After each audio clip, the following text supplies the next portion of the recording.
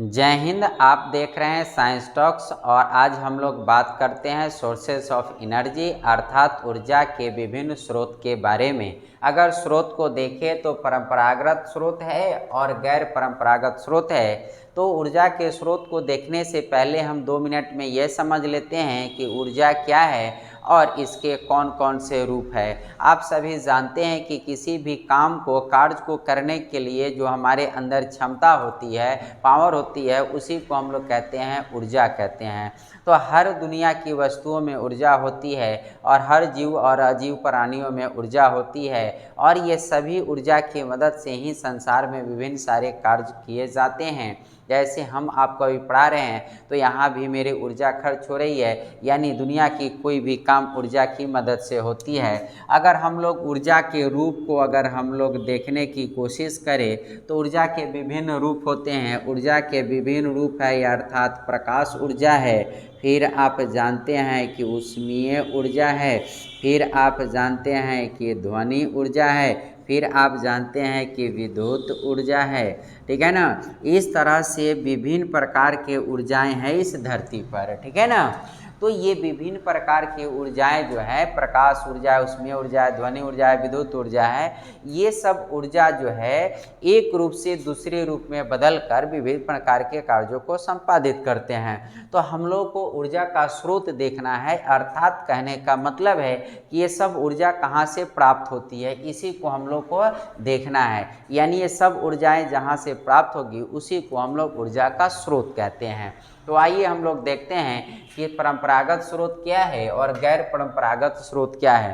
परंपरागत स्रोत में पेट्रोलियम, नेचुरल गैस अर्थात प्राकृतिक गैस, कोयला आएगा, जबकि गैर परंपरागत स्रोत में हम लोग सौर ऊर्जा, पवन ऊर्जा, जल ऊर्जा, जैव ऊर्जा, क्लैथरेट्स और भूगर्भिक ऊर्जा, ये सब को हम लोग देख सकते हैं। तो आइए हम लोग 1 बाय 1 करके देखते हैं कि ये ऊर्जा के स्रोत कौन कौन से हैं।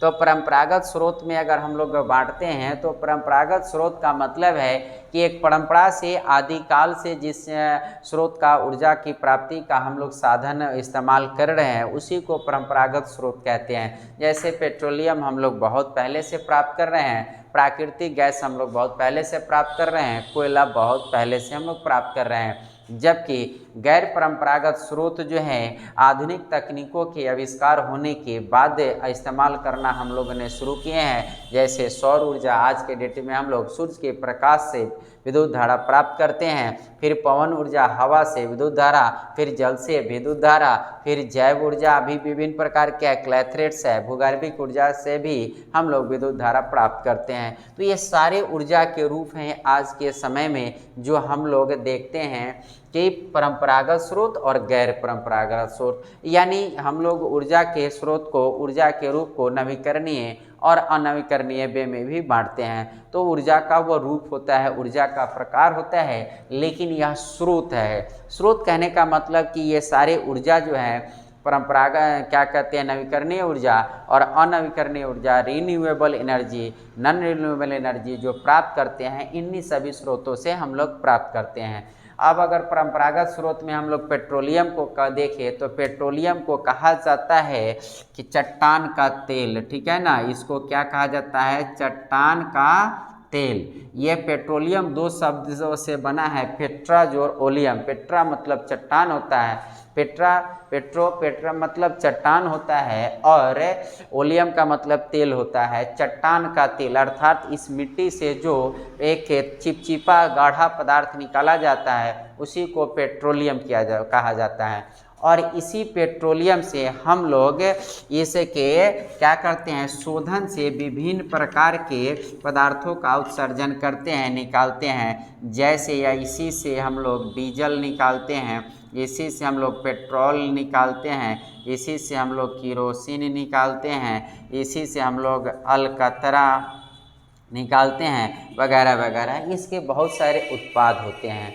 यानी पेट्रोलियम एक प्रकार का तरल पदार्थ होता है जो ज़मीन के भूपर्पट्टी की खुदाई से नीचे से, जिस तरह से हम लोग वाटर पंप लगाकर पानी निकालते हैं उसी तरह से इसको निकाला जाता है और इसको गर्म किया जाता है और विभिन्न तापमान पर, अलग अलग क्वथनांक पर ये अलग अलग उत्पाद प्राप्त होते हैं। तो ये पेट्रोलियम है। भारत में पेट्रोलियम के जो प्रमुख केंद्र है वो हमारा डिगबोई है, नहरकटिया है, जो हमारा क्या है आसाम में है, फिर अंकलेश्वर गुजरात में है, फिर बम्बे हाई आपका महाराष्ट्र अर्थात मुंबई में है। तो ये सब हमारे पेट्रोलियम की है। मैं एक बार संक्षिप्त में ऊर्जा के सभी स्रोतों का वर्णन संक्षिप्त में कर दे रहा हूँ। इसके बाद 1 बाय 1 पेट्रोलियम क्या है, फिर प्राकृतिक गैस क्या है, फिर कोयला क्या है, सभी पर मैं 1 बाय 1 करके लेक्चर दूंगा।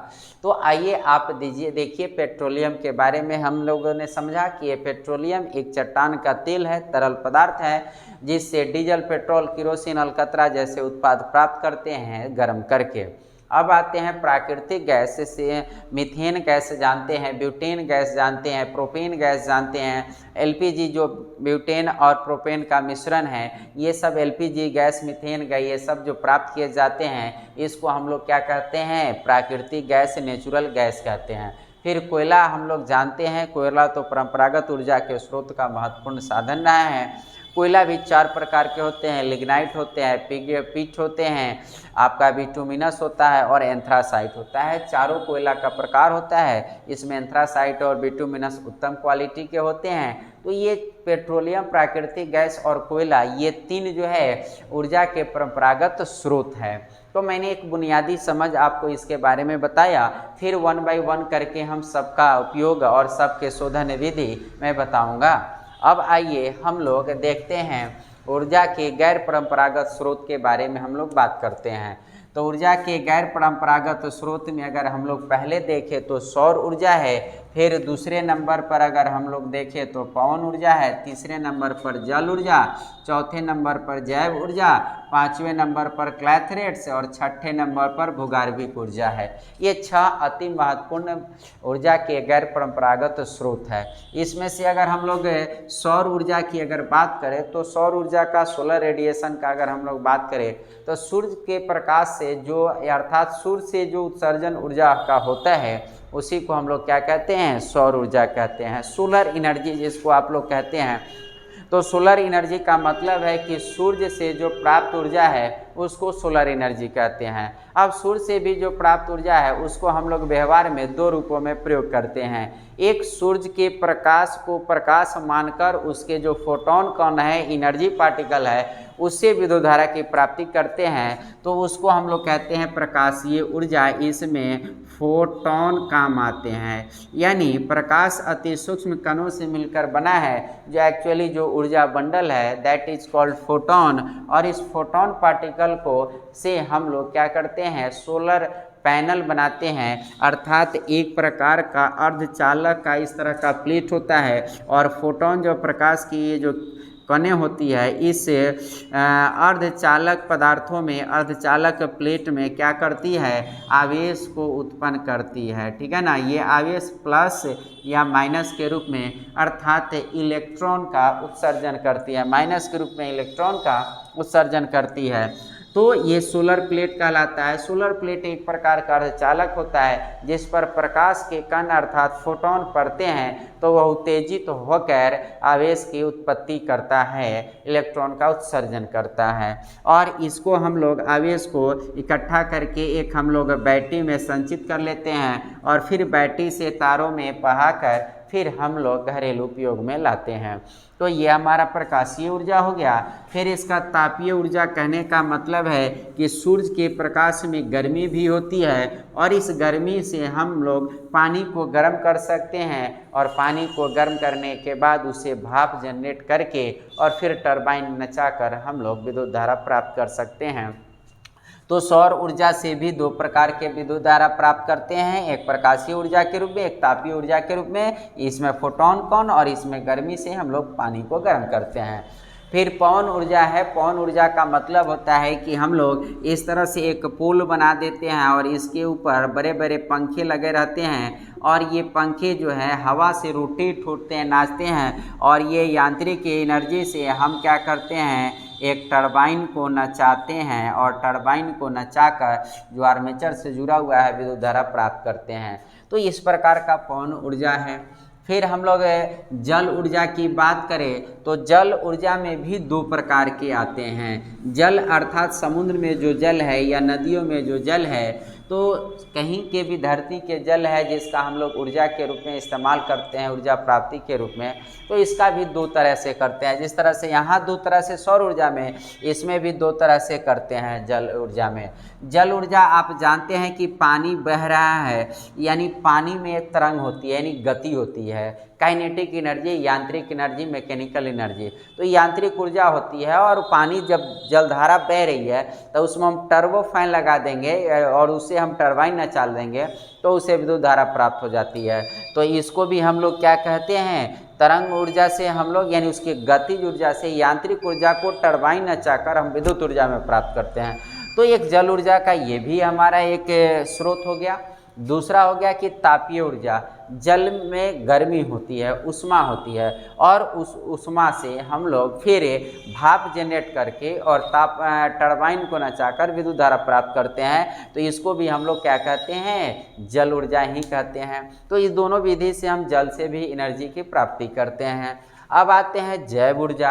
तो जैव ऊर्जा के बारे में अगर हम लोग देखें तो बायोगैस है, बायोमास है और गैसोहॉल है, ठीक है ना। ये तीन है हमारा, क्या कहते हैं कि ये तीन जैव ऊर्जा कहलाते हैं। जैव का मतलब है जीव से शब्द से बना है जैव, जीव का एडजेक्टिव है, विशेषण है जैव शब्द, अर्थात वैसा ऊर्जा जो जीव अवशेष से प्राप्त किए जाते हैं। जीव अवशेष यानी इस धरती पर जीव जो हैं उसके अवशेषों से, उसके अपशिष्ट पदार्थों से हम लोग प्राप्त करते हैं। जैसे हम लोग क्या करते हैं कि जानवरों के, मवेशियों के गोबर से मीथेन गैस की प्राप्त करते हैं, तो मीथेन गैस बायोगैस कहलाएगा। तो बायोगैस का मुख्य घटक जो होता है वो मीथेन गैस CH4 होता है, ठीक है ना। CH4 मीथेन गैस बायोगैस का मुख्य घटक होता है। तो हमारा ये बायोगैस का मुख्य घटक हो गया मीथेन। तो और ये जैव उत्पाद से, अर्थात जानवरों के गोबर से प्राप्त करते हैं। धान के खेतों में या कीचड़ में या जहाँ से बदबू दे रहा है, तो इस तरह के जगहों से जो गैस का उत्सर्जन होता है वो मीथेन गैस होता है, और उसी से हमारा वहाँ पर बदबूदार माहौल बना हुआ रहता है। दलदली क्षेत्रों में, बाढ़ वाले क्षेत्रों में भी मीथेन गैस का उत्सर्जन होते रहता है, इसलिए इसको कीचड़ गैस या मार्स गैस भी कहा जाता है। तो बायोगैस का एक प्रमुख घटक मीथेन है, और बायोगैस अर्थात गोबर वगैरह जैसे अपशिष्ट पदार्थों से हम लोग जो कि गैस की प्राप्ति करते हैं, यह ऊर्जा का रूप है, ये ईंधन के रूप में काम आता है। बायोमास है, बायोमास का मतलब होता है कि जैव पदार्थों के अवशिष्ट पदार्थ है, जैव जगत के अवशिष्ट पदार्थ। जैसे मवेशी से हम गोबर इस्तेमाल करते हैं, गोबर प्राप्त करके उससे गोईठा बना लेते हैं, उपला बना लेते हैं, फिर लकड़ी प्राप्त करते हैं हम लोग पेड़ पौधे से। तो इस तरह से पेड़ पौधे से, जानवरों से जो अवशिष्ट पदार्थ प्राप्त करते हैं और उसको हम लोग रूप बदल कर ईंधन के रूप में, ऊर्जा प्राप्ति के रूप में इस्तेमाल करते हैं, तो इसको हम लोग बायोमास कहते हैं। तो ये बायोमास हो गया। तो हम सब बायोमास और बायोगैस तो अच्छा से समझते हैं। अब हम बताते हैं आपको कि गैसोहॉल क्या है, ठीक है ना। आप देखिए गैसोहॉल क्या है। तो गैसोहॉल जो है डीजल में, अर्थात पेट्रोलियम उत्पादों में जब हम इथेनॉल को मिला देते हैं तो इस ईंधन की जो इफ़ेक्टिविटी है ना, कार्य करने की क्षमता जो है वो बहुत बढ़ जाती है। तो इसी को हम लोग कहते हैं गैसोहॉल। तो अगर आपको समझ में नहीं आया कि गैसोहॉल क्या है, तो आप ध्यान रखेंगे कि गैसोहॉल अर्थात पेट्रोलियम उत्पादों में, डीजल में हम लोग इथेनॉल मिला देते हैं तो उससे डीजल की इफेक्टिविटी यानी कार्य करने की क्षमता बढ़ जाती है। इसे ही हम लोग गैसोहॉल कहते हैं। वर्तमान समय में बिहार सरकार ने मुजफ्फरपुर जिला के मोतीपुर के नज़दीक मुरारपुर जगह पर गैसोहॉल प्लांट लगाया है, इथेनॉल प्लांट लगाया है। यहाँ के जो आसपास के लोग हैं ये बहुत अच्छी तरह से इसको देख रहे हैं प्लांट को, लेकिन उनके दिमाग में ये रहता है कि ये क्या चीज़ का प्लांट लगाया है। दरअसल बिहार का सबसे बड़ा इथेनॉल प्लांट मुजफ्फरपुर जिला में लगा है, जो मुरारपुर के बगल में है प्लांट ये हमारा। और यहाँ पर गैसोहॉल के लिए जो इथेनॉल चाहिए वो इथेनॉल का उत्पादन किया जाता है। तो हम देख सकते हैं कि गैसोहॉल क्या है। तो हमें डीजल पेट्रोल में जो इथेनॉल अर्थात इथाइल अल्कोहल मिलाते हैं उसे ही हम लोग गैसोहॉल कहते हैं। और इथेनॉल की प्राप्ति, इथाइल अल्कोहल की प्राप्ति खाद्य पदार्थों से, उदाहरण के तौर पर गेहूं से, धान से, मकई से प्राप्त किए जाते हैं। तो इसलिए यहाँ पर ऐसे कच्चे पदार्थों की बहुत ज़रूरत होती है। तो हमारे बिहार में ये है, मुजफ्फरपुर डिस्ट्रिक्ट में गैसोहॉल हेतु आवश्यक इथेनॉल का उत्पादन आरंभ हो गया है। तो ये हमारा गैसोहॉल हुआ।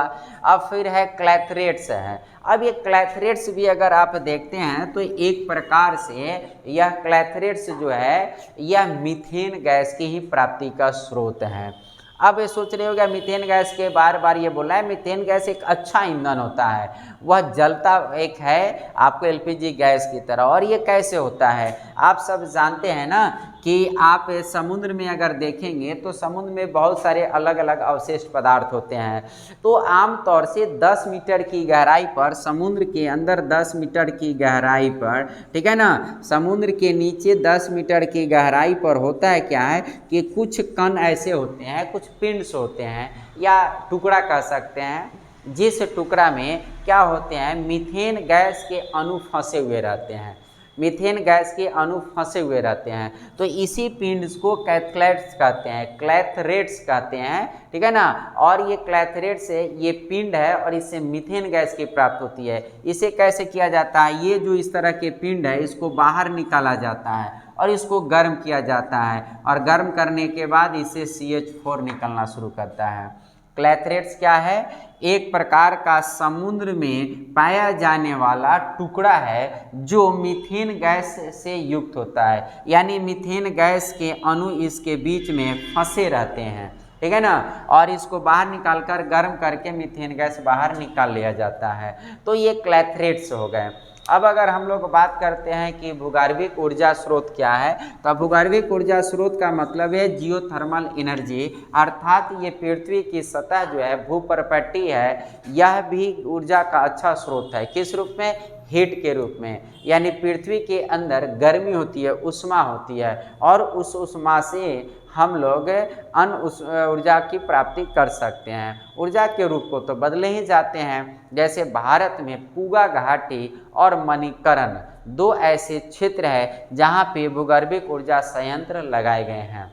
तो इस तरह से हमने देखा कि विभिन्न ऊर्जा के स्रोत हैं। विभिन्न ऊर्जा के स्रोत में परंपरागत ऊर्जा स्रोत और गैर परंपरागत ऊर्जा स्रोत के संक्षिप्त विवरण को हम लोगों ने यहाँ पर देखा।